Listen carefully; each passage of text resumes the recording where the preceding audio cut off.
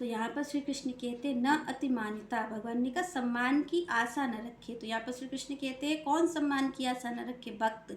यहाँ पर कहते हैं भगवान कि भक्त को अपने सम्मान की आशा नहीं होनी चाहिए कि मैं कहीं जाऊँ तो 4 लोग मुझे चरण छूने आ जाए, मेरी प्रशंसा करें, क्योंकि ये जो सम्मान की आशा है आप देखिए यही आपको बांध लेगी। क्योंकि यहाँ पर इसीलिए कहते तुलसी बाबा कि मान बढ़ाई ईर्षा तुलसी दुर्लभ ये। वो कहते हैं कंचन तजनो सहज है और सहज त्रिया का नेह। तो कहते मान बढ़ाई ईर्षा तुलसी दुर्लभ ये।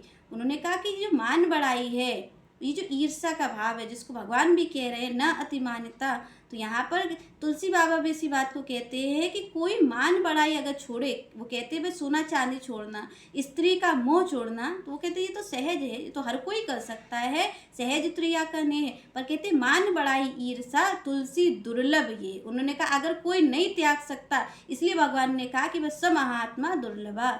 इस चीज को त्यागना, भगवान कहते वही सच्चा त्यागी होगा जो मान बढ़ाई का भी त्याग कर दे। यहाँ पर इसीलिए कहा कि मान बढ़ाई ईर्षा, आप किसी से ईर्षा द्वेष ना रखें। आप किसी को आगे चलते देख करके आपको ऐसा ना हो कि आपको परेशानी हो जाए कि ये मुझसे आगे कैसे निकल गया। तो यहाँ कहा कि मान बढ़ाई, और मान बढ़ाई सम्मान की आशा। तो यहाँ पर भगवान ने भी कहा कि न अतिमानता, उससे क्या नहीं होना चाहिए, उसे सम्मान की आशा नहीं होनी चाहिए। आप देखिए कि आप और हमें सम्मान की आशा लगी है, और ये जो आप और हम अपमान समझ लेते हैं, हम ये कह देते हैं कि किसी ने अगर हमसे कटु शब्द कहे तो हम कहते भाई हमारा तो अपमान हो गया। तो ये अपमान क्यों हो गया? क्योंकि आपको सम्मान की आशा थी, तभी आपका अपमान हो गया है। तो यहाँ पर आप देखिए कि भगवान कहते हैं जो भक्त है, जो संत है, क्योंकि उसका मार्ग ऐसा है, भगवान कहते वो सम्मान की आशा रखेगा संसार से, तो वो संसार में ही तो बना है। आप और हम भगवान के पास जाना क्या है? माया से मुक्त हो जाना है, तभी कोई माया से मुक्त होकर भगवान के पास जाता है। तो जब तक आप और हम ये सोचे कि आप देखिए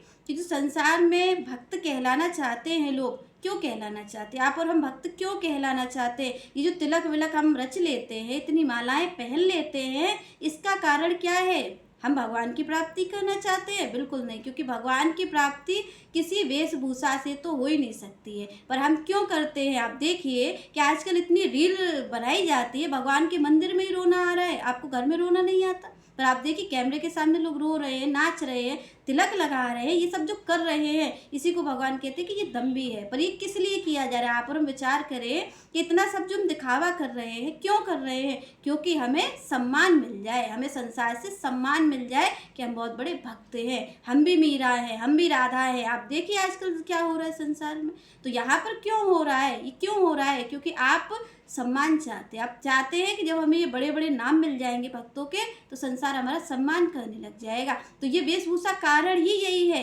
क्योंकि वेशभूषा को सम्मान भगवान भी देते हैं। आप देखिए कि जो तिलक लगाए हैं वो भक्त है, जो पहने हैं भगवा वस्त्र वो संत है। तो यहाँ पर भगवान ने वेशभूषा को सम्मान दिया है।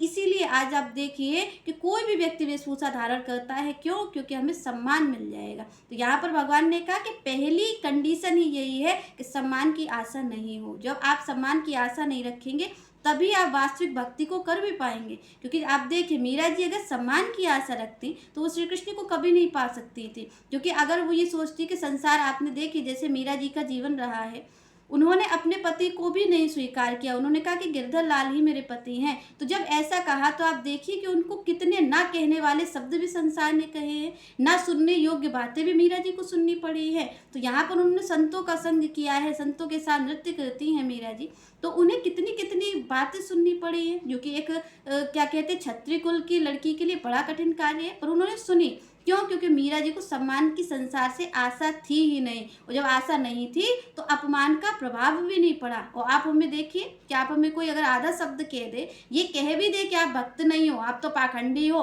तो हमें तुरंत क्रोध आ जाएगा। क्योंकि हमें भाई हमने भक्ति का ये जो स्वांग रचा है वो रचा ही सम्मान पाने के लिए है, पर ये जो संसार है ये हमें सम्मान तो दे नहीं रहा। तो आप और हम चिढ़ जाएंगे, हम क्रोध करने लग जाएंगे। यही भगवान ने कहा कि भाई आप भक्त बनने जा तो रहे हो, तो इस सम्मान की आशा को छोड़ दो। क्योंकि भगवान का जो मार्ग है वो अलग ही मार्ग है। भगवान आप देखिए कि जो उनके शरणागत हो जाता है उसको तो भगवान फिर अपनी विधि से नचाते हैं। फिर ऐसा तो नहीं होता कि आप और